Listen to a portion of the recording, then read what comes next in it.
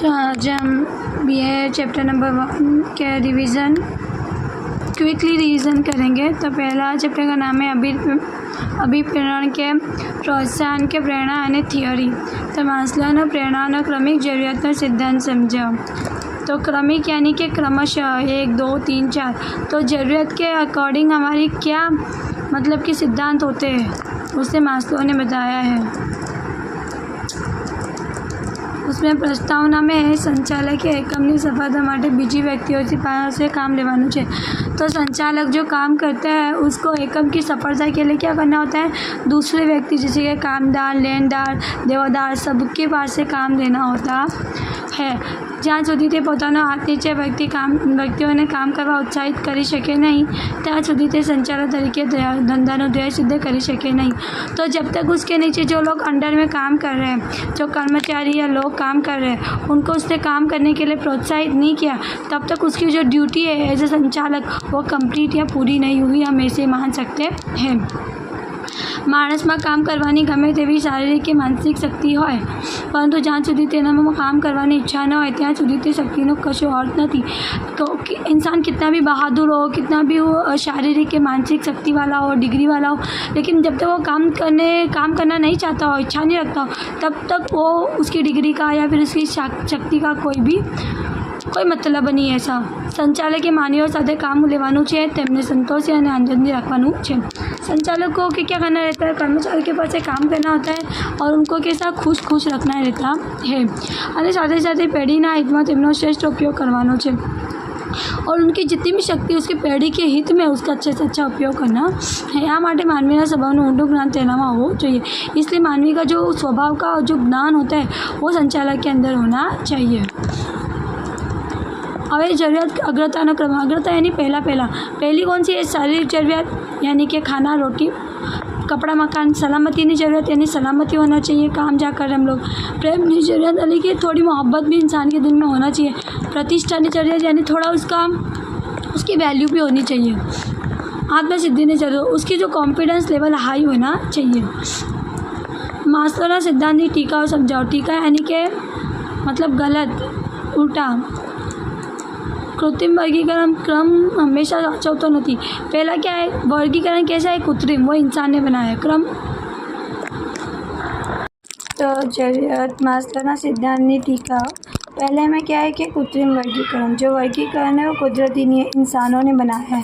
दूसरा क्रम हमेशा साचो तो नहीं। जैसे हमने सोचा होता है कि क्रम में मुताबिक सब कुछ होगा, वैसे हमेशा होता है नहीं है।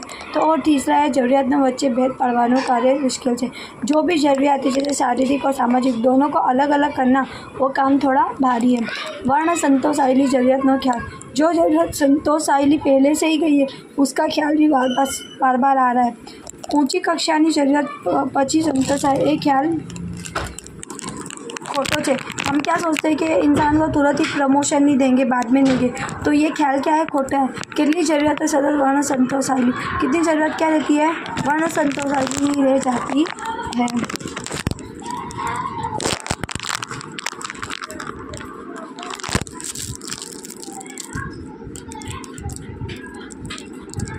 हर्सबर्गનો દ્વિપરિમાણનો સિદ્ધાંત। तो 1950 में फ्रेडरिक हर्सबर्ग और तेना साथीओ अभिप्रेरण अंगे एक संशोधन कर्યું। वो लोग ने एक संशोधन किया यानी रिसर्च किया। તેમણે અમેરિકાના પિટ્સબર્ગ શહેરમાં 11 જેટલા उद्योगમાંથી 200 જેટલા इंजीनियरों और एकाउंटों की मुलाकात ली। वो लोग अमेरिका जाके पिट्सबर्ग के शहर में 11 जैसे उद्योग के अंदर 200 इंजीनियर थे और अकाउंटों के साथ मीटिंग करी। आ व्यवसायिक कर्मचारियों और संचालकों की समिति के आ प्रयोग કરવામાં આવી और उन्होंने उसके बाद एक प्रयोग किया, परंतु તેમના अभिप्राय बिल्कुल खानगी रखवानी खातिर આપવામાં આવી और उन्होंने ऐसा बताया कि जो भी तुम हमें बताओगे वो हम खातिर देते हैं कि हम किसी को बताएंगे नहीं, खानगी रखेंगे। आ तपासમાં कर्मचारी नीचे प्रमाणे कहेवामां આવ્યું और उसके अंदर ये लोग ने तो नीचे के अकॉर्डिंग कहा।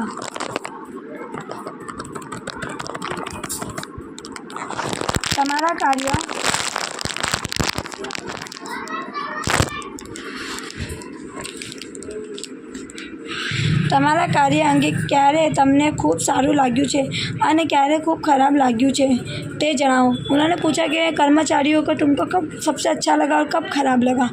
तमारू ए कार्य हालनु होय के भूतकाळनु, भले से वो कार्य तुम्हारा अभी का हो या भूतकाळ का, हम लोग को बताओ। रिसर्च के दरमियान उन्होंने पूछा।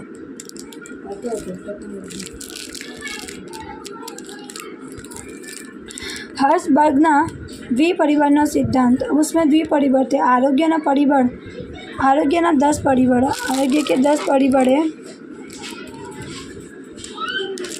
कंपनी ने नीति यानी वहीवट, कंपनी कौन सी नीति अपना रही है और वहीवट कैसा कर रही है। टेक्निकल सुपरविजन, कंपनी टेक्नोलॉजी कितना यूज़ कर रही है। सुपरवाइजर साधना अंतर संबंधों, इंसान के कर्मचारी के सुपरवाइजर जो है उसके साथ कैसे संबंध है, खटपट है, मीठे है, कैसे। साथी कर्मचारियों ना अंतर संबंध, जो काम कर रहा है कर्मचारी उनके बीच के दरमियान संबंध कैसे। ताबेदार साथ ना अंतर संबंध, ताबेदार यानी जिसकी ताबेदारी, जिसका वो ऑर्डर तुम फॉलो कर रहे हो उसके संबंध कैसे। पगार, पगार कैसा दे रहे हो। नौकरी में सलामती कैसी है। अंगत जीवन, उसका पर्सनल जीवन में अगर कोई प्रॉब्लम है तो उसको तुम सॉल्यूशन कर रहे हो कि नहीं कर रहे। कार्य यानी परिस्थिति, कौन सी परिस्थिति में कार्य करवा रहे हो। दरोजों के मोबो, उनको कौन सी पोस्ट दी है, मैनेजर की या फिर लोअर की, कैसी दी है सब। अब प्रेरणात्मक परिबल, पहला सिद्धि, इंसान को सिद्धि हासिल होना चाहिए यानी कि अचीवमेंट, यानी कि गोल्ड मेडलिस्ट मिलना चाहिए, अवार्ड मिलना चाहिए। कदर के स्वीकृत, इंसान की कदर होना चाहिए। वो जहाँ पे भी काम कर रहा है, कार्य स्वयं खुद का कार्य वो खुद करे। विकास की शक्यता, जहाँ वो काम कर रहा है वहाँ पे उसके विकास की शक्यता है। जवाबदारी, उसको जवाबदारी भी कुछ दी जा रही ही है।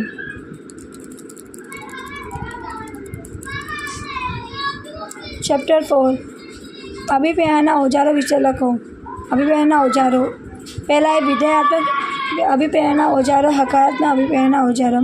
प्रशंसा અને કદર, कर्मचारियों अज्ञात प्रश्नों में रस। प्रशंसा, जो इंसान का कोई काम कर रहा है तो भाई तुम उसकी थोड़ी तारीफ भी करो, कदर भी करो, नहीं तो वो डीमोटिवेट हो जाएगा। कर्मचारियों ने अंगत प्रश्नों में, कर्मचारी को अगर कोई पर्सनल प्रॉब्लम है यानी उसके घर में कोई बीमार है या कोई भी प्रॉब्लम है तो उसका भी तुम उसकी हेल्प करो। हरीफाई, बीच बीच में हरीफाई, पार्टिसिपेशन या फिर कोई वो लेके आओ, पार्टिसिपेशन है ना, हरीफाई रखो। गर्व नहीं भावना, कर्मचारी को गर्व होना चाहिए वो अच्छी कंपनी में काम कर रहा है। जवाबदारी नहीं सौंपड़ी, उसको थोड़ी थोड़ी जवाबदारी भी दो। नाणकीय प्रोत्साहकों यानी चाय पानी के खर्चे भी उसके थोड़े थोड़े पूरे करो। अब है निषेधात्मक अभिप्रेरणा औजारों यानी कि नकारात्मक अभिप्रेरणा औजारों, उसके अंदर नहीं है ये। मैकग्रेगરની थियरी અને વાયનો સિદ્ધાંત સમજાવો। मैकग्रेगर की थियरी में 2 सिद्धांत है, एक्सનો सिद्धांत और वायनो सिद्धांत। तो सिद्धांत एक्स, उसका अर्थ है कि संचालकों रेडियोकरण प्रणालीगत अभिगम ए के कामदारों कामचोर है। संचालक पुराने ज़माने की सोच रखता है, प्रणालीगत सोच रखता है। उसमें वो सोचता है कि कामदार जो काम करने आए वो क्या है, कामचोर है અને તેમને કામ કરવાનું ગમતું નથી और उनको काम करना अच्छा लगता नहीं है। कामदारों साथे तो उनकी पुरानी सोच क्या है कि कामदार जो हमारे यहाँ काम करने आ रहे हैं वो क्या है, कामचोर है और उनको काम करने का अच्छा लगता नहीं है।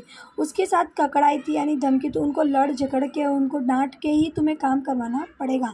संचालकों आ अभिगम ने मैकग्रेगर सिद्धांत एक्स एवं नाम आप्યું। तो संचालक का ये अभिगम यानी ये सोच है, इसको क्या नाम दिया, एक्स।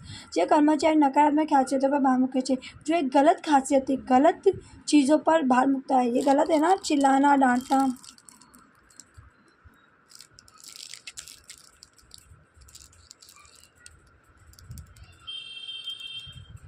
अब उसकी धारणा,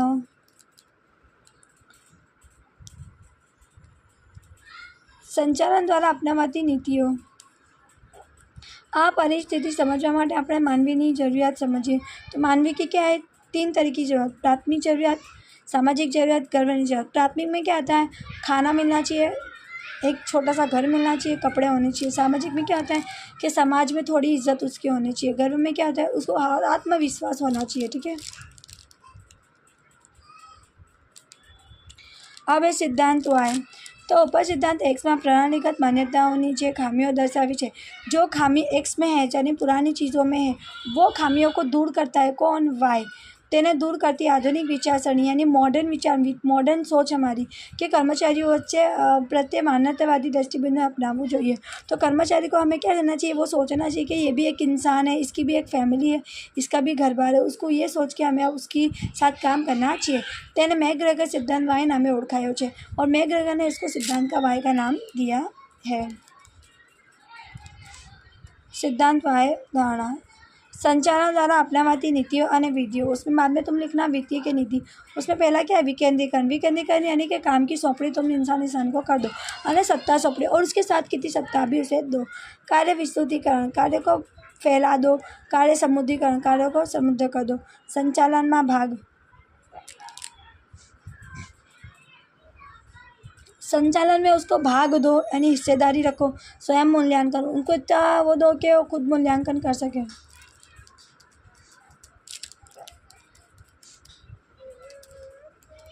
ठीक है, बस इतना था। Thank you.